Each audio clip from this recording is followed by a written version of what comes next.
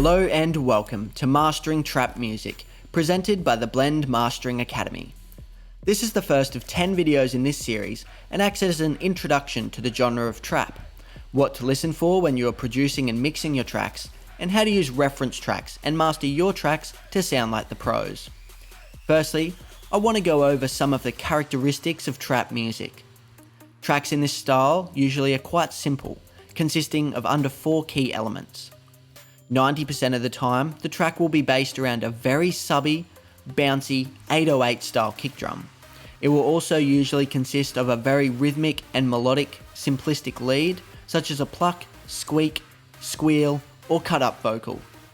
It often features a rap vocal or a vocal cut to add a bit more interest, but it definitely doesn't have to. When you are producing and mixing tracks from this genre, first find an artist and track that you really like in the same style you're making. Listen to the track and pick 4 main elements of the song, and think about how they are mixed. Chances are it will be a kick drum and a lead sound that are the 2 most important elements. It might also be a cut-up vocal, synth stab and kick drum, or a vocal hook, kick drum and a bass line. For the sake of time, I won't list every possible combination. I think you get the idea.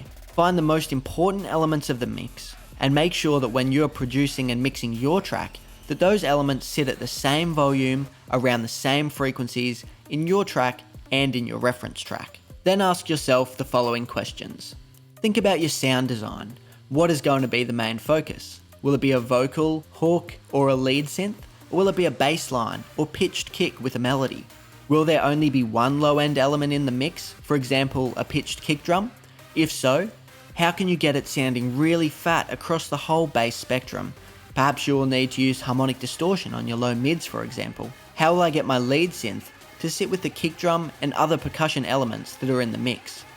It is amazing how often these crucial first steps are neglected, and the resulting mix is a mess of instruments fighting for a place in the available frequency spectrum.